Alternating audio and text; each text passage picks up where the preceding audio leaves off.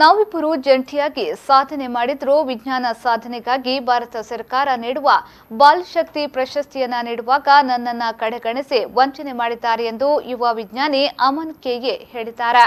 ಮಂಗಳೂರಿನಲ್ಲಿ ಮಾಧ್ಯಮಗೋಷ್ಠಿ ನಡೆಸಿ ಮಾತನಾಡಿದ ಯುವ ವಿಜ್ಞಾನಿ ಅಮನ್, ನಾನು ಮತ್ತು ನನ್ನ ಗೆಳೆಯ ನಚಿಕೇತನ್ ಉಪ್ಪಿನಂಗಡಿಯ ಇಂದ್ರಪ್ರಸ್ಥ ಕಾಲೇಜಿನಲ್ಲಿ ಪಿಯುಸಿ ವಿದ್ಯಾರ್ಥಿಗಳು. 2017 ಮೇ 8ರಂದು ಅಮೆರಿಕದ ಟೆಕ್ಸಾಸ್ ಹ್ಯೂಸ್ಟನ್ನಲ್ಲಿ ನಡೆದ ಅಂತಾರಾಷ್ಟ್ರೀಯ ಮಟ್ಟದ ವಿಜ್ಞಾನ ತಂತ್ರಜ್ಞಾನಕ್ಕೆ ಸಂಬಂಧಿಸಿದ ಐಸ್ವೀಪ್ ವಿಜ್ಞಾನ ಸಂಶೋಧನೆಯಲ್ಲಿ ನಾವು ಜಂಟಿಯಾಗಿ ಸ್ಪರ್ಧಿಸಿ ಬೆಳ್ಳಿ ಪದಕ ಪಡೆದವು. ಆದರೆ ಬಾಲ್ ಶಕ್ತಿ ರಾಷ್ಟ್ರಪತಿ ಪುರಸ್ಕಾರ ನೀಡುವಾಗ ನನ್ನನ್ನು ಕೈಬಿಟ್ಟು ನನಗೆ ವಂಚನೆ ಮಾಡಿದ್ದಾರೆ ಎಂದು ಹೇಳಿದ್ರು. ಆನ್ಲೈನ್ ಅಲ್ಲಿ ಸಬ್ಮಿಷನ್ ಮಾಡಿ ಬಾಲ್ ಪುರಸ್ಕಾರ ಅಂತ ಒಂದು ಅವಾರ್ಡ್ ಸಿಕ್ಕಿದೆ ಅಂತ. ಸೊ ನಾವಿಬ್ರು ಕೂಡ ಆನ್ಲೈನ್ ಅಲ್ಲಿ ಅಪ್ಲೈ ಮಾಡಿದ್ವಿ.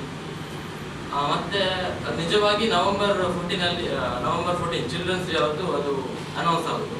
ಆದರೆ ಈ ಸತಿ ಡಿಲೇ ಆಗಿ ಜಾನ್ವರಿಯಲ್ಲಿ ರಿಸಲ್ಟ್ ಬಂತು. ಸೊ ರಿಸಲ್ಟ್ ಬಂದು ಅವನಿಗೆ ಮಾತ್ರ ಸಿಕ್ಕಿಲ್ಲ, ನನಗೆ ಸಿಕ್ಕಿಲ್ಲ. ಅವನಿಗೆ ಸಿಕ್ಕಿದ್ದು ನನಗೆ ತುಂಬ ಖುಷಿ. ಏನಂದರೆ ಅವನು ಫಾಸ್ಟ್ 11 ಇಯರ್ಸ್ ಇಂದ ಒಂದೇ ಸ್ಕೂಲಲ್ಲಿ ನಾವು ಫ್ರೆಂಡ್ಸ್ ಆಗಿದ್ವಿ, ಒಟ್ಟಿಗೆಲ್ಲ ಆಟ ಆಡ್ತಾ ಇದ್ವಿ. ಹಾಗೆ ನನಗೆ ಅವನಿಗೆ ಸಿಕ್ಕಿದ್ದೇನು ಬೇಜಾರಿಲ್ಲ. ಅಂದರೆ ಅವನು ನನ್ನ ಫ್ರೆಂಡ್, ಹಾಗೆ ನನಗೆ ಏನು ಅದರಲ್ಲಿ ಬೇಜಾರಾಗಲಿಲ್ಲ.